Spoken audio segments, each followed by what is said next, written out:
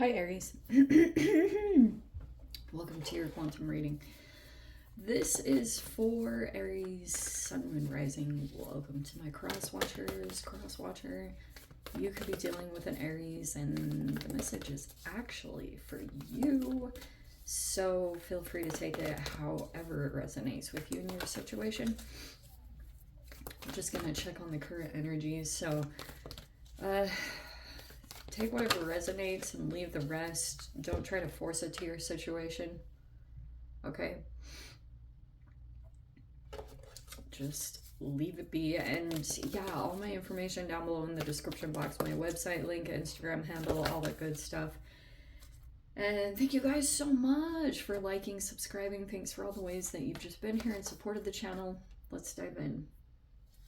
Okay.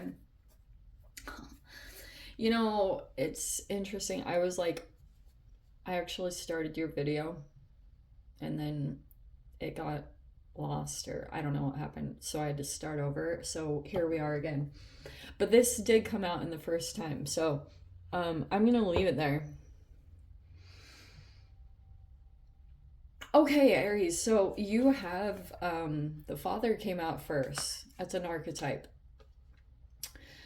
This would represent Saturn. Saturn and ninth house stuff is all about the father. And Saturn is like this energy that you are trying to get their approval. But it's kind of funny. I don't know. There's like a part of you that might have an energy or an archetype somewhere in your reality where you're going to try to seek their approval in some particular way. Like their opinion matters to you. You're trying to live up to their expectations. Like that's all Saturn. It's like the taskmaster, the disciplinary. You need to do this better. You need to do that better. So there could be shame around this. I mean, you have something about child and father. There could be dynamics like that just playing all across the board. Like either you have a child or you're dealing with your father, or this is like aspects of you that are coming in. And we have the mirror. Okay. There's the moon. And then we have the vow reversed. I'm not sure what that's about. I don't know if this was like a promise to like your father, or I'm not totally sure.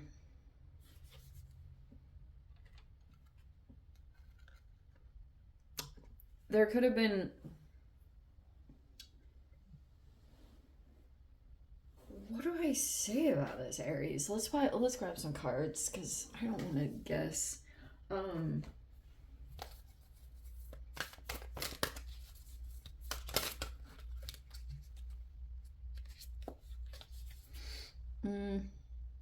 Okay. 528 hertz. I know this will sound red. Okay, so you're not gonna like this, but I'm gonna say it anyway. Okay, we have golden hour, which can talk about, this is like Andrew Huberman style sunlight, sun gazing, light absorption at specific hours in the day type of a dealio. That's what I get from this. There could be something here like there's some kind of broken promise. It's like, you're not going to like this, but I'm going to say it anyway. Okay, so there's some kind of energy outside of you, and right now you could be feeling as though a person broke like a vow or broke something. I don't know. It could be something going on where you're mirroring someone and you might not totally know it. Maybe this is too personal. Let me use another person as an example. So back when I was doing one-on-one coaching and stuff like that, I had a specific person that was dealing with a situation. Obviously, I'll leave them nameless, but they were, what was it again? They were dealing with a situation where Okay. It was like a person I was dealing with, and they were like going into some kind of situation. Okay, so they became a teacher in some way, and there was a man that they met, and this person, they were just doing like a business collaboration or something together, but then this person had a daughter and who was like an artist, and this person was becoming like an art teacher, or she was an art teacher, and there were some like interesting feelings that were developing, and then she realized something about when she was a child and dealing with an art teacher, that like her father had developed feelings for an art teacher she had gone to. It was like a really weird transference of energy, like just how much you truly pick up things on a subtle level from whoever this represents. Like, this doesn't have to be, all of you are going to be dealing with different circumstances depending on if your father is around or if he isn't, but that is somehow a really big influence. Okay. I don't know why. I mean, but there's also things that could be coming up to the surface that you realize are kind of like small, like projections of shame. I don't know. Okay. The spectrum card. I'm going to leave that on the side, and we're going to dive into the deeps. Okay. All right. I'm going to say that's you for my sanity. Okay. Sorry. I don't know.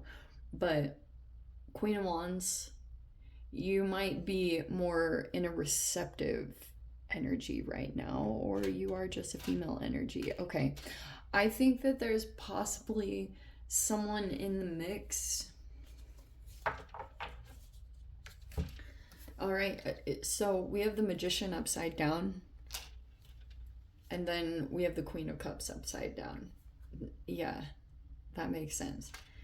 This person could be coming across as they're either lacking boundaries, they also might be emotionally depleted.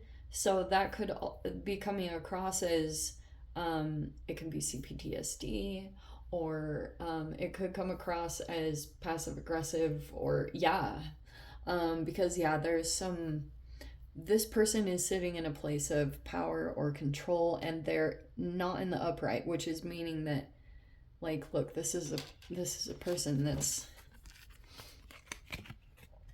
you see that it's like a puppeteer master, playing with people's emotions and all that good stuff. So if you have a person here that's acting kind of like shady, yeah, straight up, this person is like, that's an empath, and they'll mirror what's in the environment, and what's going on in the environment is a person sitting in a place of power. That's why you have to look at the archetypes. So this is a major arcana. Major arcanas are masters in some degree, but this is a person who's a master manipulator. Okay, I don't really know, but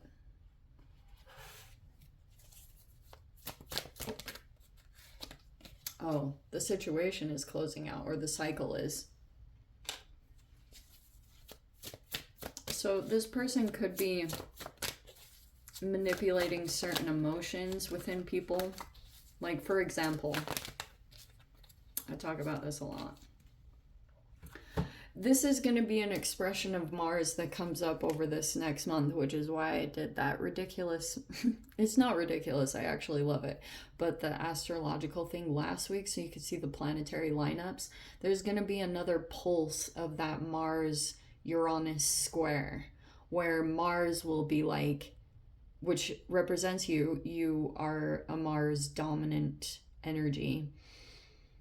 You might want, you're kind of like, okay, do this with a Uranus energy, and Uranus will rebel or it won't fall in line, because of maybe it's these factors like sensitivities, or this person might be straight up depleted and going into an environment seems a little bit more like this would be a Sigma empath. Like everyone has archetypes, you know.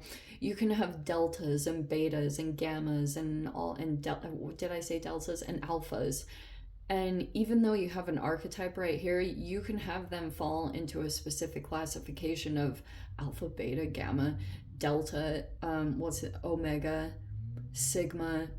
There's all these different like subclasses of archetypes that people fall into. And so like understanding people that like know themselves, there's a person that's going to rebel to the situation, or they're not going to fall in line even though you know what is best to happen in a particular situation, because there's this other dynamic that's playing out.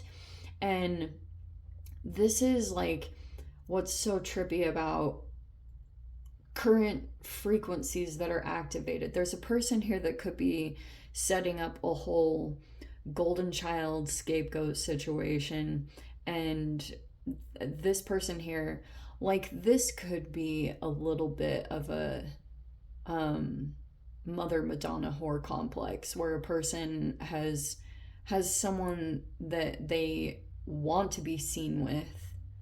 Okay, you might fall in line with the dynamic in some way, where I don't know if you're being chosen or you're the one that's a scapegoat. I'm not totally sure, but this is sometimes how the dynamic will play out. Oh, heck yes, the Seven of Swords is in reverse. That's good. If something was being taken,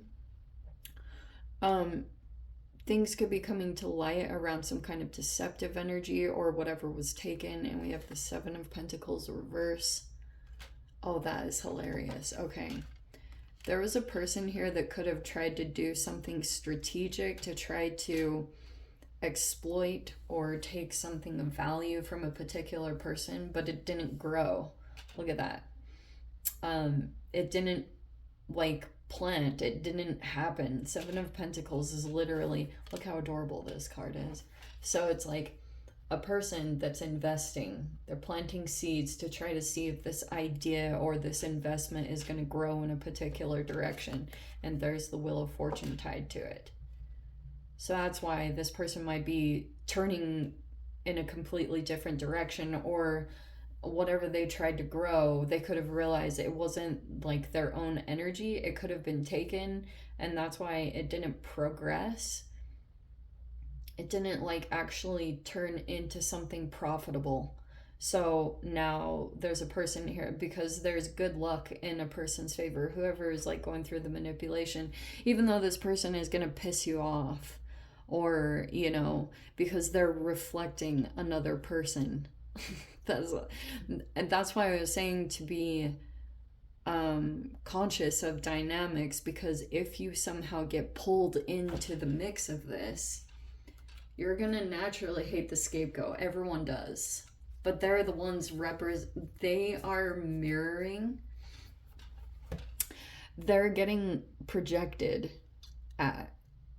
It's all these tactics and stuff, but this person they're getting projected like the shadow side of this, and then this person is mirroring the positive aspects to look like a victim in a different dynamic or with a different connection. But to this connection, they can show their real side, and that's what this person is mirroring. So this person could be coming across as like all these negative traits, okay? And they are real. And you're gonna be really annoyed with that person, because like, not only is Uranus, you also have a square to Jupiter. Jupiter and Uranus are really close in proximity to one another as far as there being a square in the planetary positions. So you're either gonna be going crazy over like Pisces and the way that they're doing things, because they might be an artist, they might be a creative, really right-brained person. You'll never be able to like, they could be really unorganized and scattered, and that's how an artist works.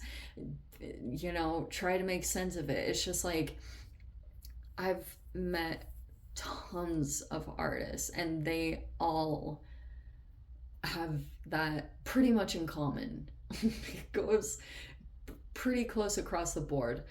Not all are. Like, on rare occasion, I'll meet a super organized artist, but artistry tends to thrive more in some kind of organized chaos. I don't know.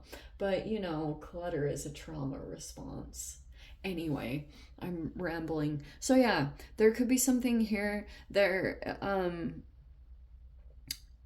Don't get entangled in this mix. It's going to require a lot of higher levels of consciousness to try to deal with this situation, but I don't know. This could be subtle things that you picked up on from a masculine in your environment, or there's a person here that I would go watch the sunset. I know that's kind of random. Make time for that in your day and look up Andrew Huberman if you don't believe me, but it really does help situations, and it really does help to get on track for the next day to set it up for success. I don't know. Anyway, Aries, let me dive into the extended. I'll see whatever else wants to pop out. If you guys want to join me over there, feel free. Go down below, click on the Vimeo link, see it over there. But Aries, if this is where we leave things, I'm sending you so much love. Wishing you all the very best. See you in your next reading. Take care.